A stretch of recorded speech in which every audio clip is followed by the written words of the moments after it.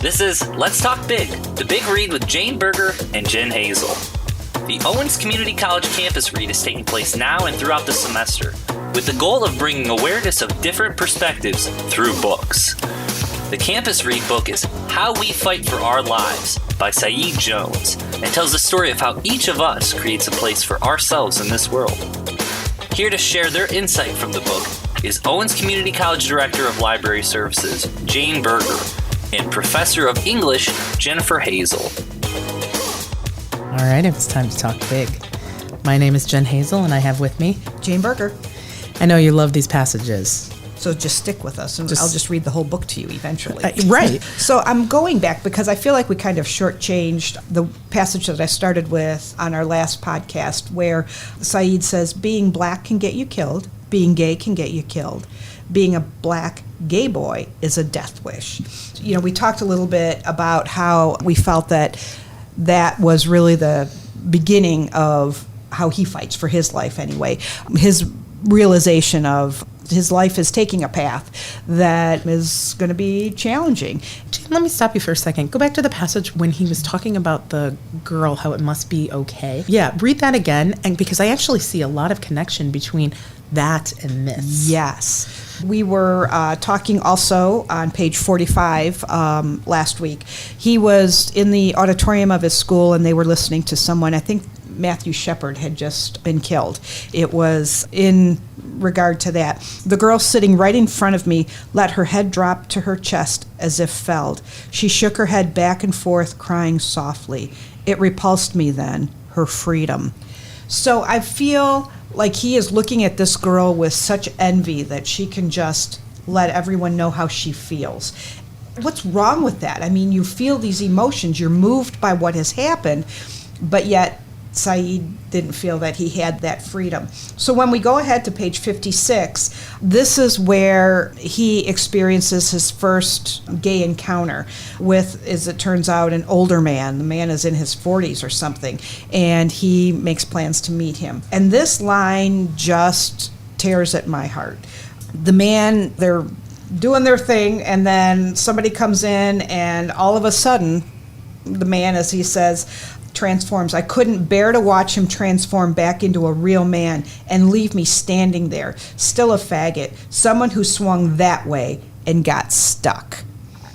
It breaks my heart. Here he puts himself out there. He thinks that maybe he can be who he is. He's trusting this older man who should know better than to take advantage of a teenager, because at this point Saeed's in high school, and the vulnerability that he opened himself up for just is heartbreaking. And I think if he had felt the ability to just let his emotions out at that moment, he would have. But again, what do we teach our boys? No matter what, be a man, toughen up. Well, actually, Jane, the question that kind of is interesting is why is that not a man? And moreover, what he's talking about is why is a gay man not a man?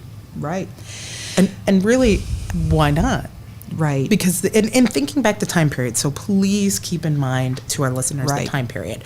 He's talking about the 90s, which is just coming off the 80s, when we're just really starting to acknowledge the fact that people are gay. Mm-hmm. And you know what that time period brings with it? It's saying that a gay man is like a woman, and it's like, whoa, wait a second, let's back up here. Right. And the fact that he had to meet this person, I think he's in a public library, so somewhere where nobody's going to know him, hopefully nobody will see him, hopefully nobody will know what's going on, because again, there is shame to be associated with who he is. And remember too, this is in the South, this is in Texas, so things were, I think, a little even more manly, quote unquote, there. So he, Matthew McConaughey's from there, so. Yeah, well, see, there we go.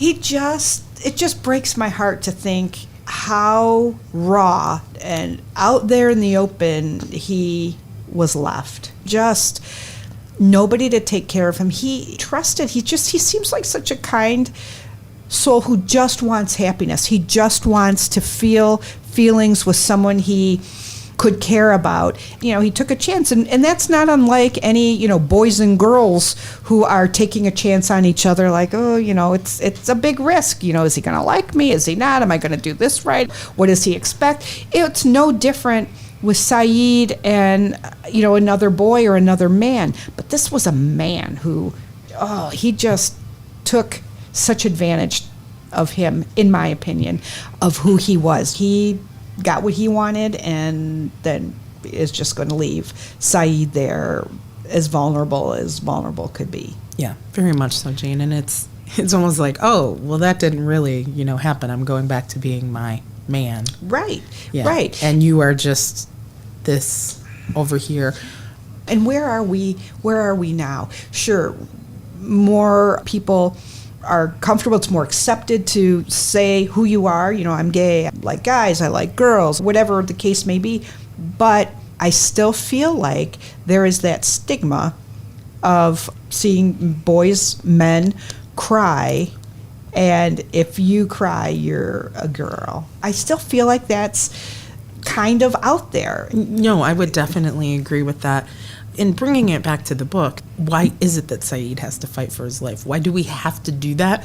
Why can't we just be who we are? Yep, I agree. That's like the $1 million question. Right. Why can't we be accepted for who we are? Who are we to judge?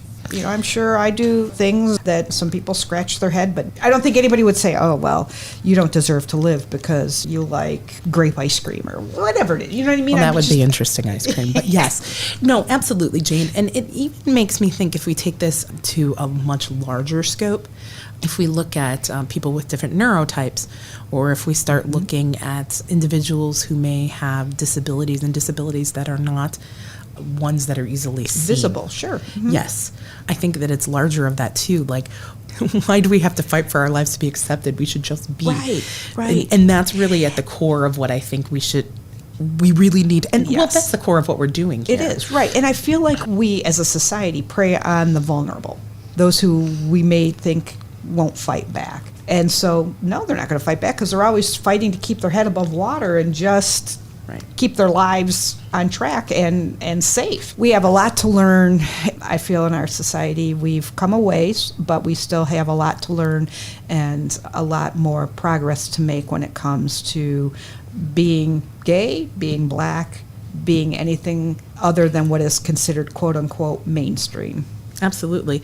Maybe at another time, I don't know, maybe next year, we might really dive more into the invisible disabilities.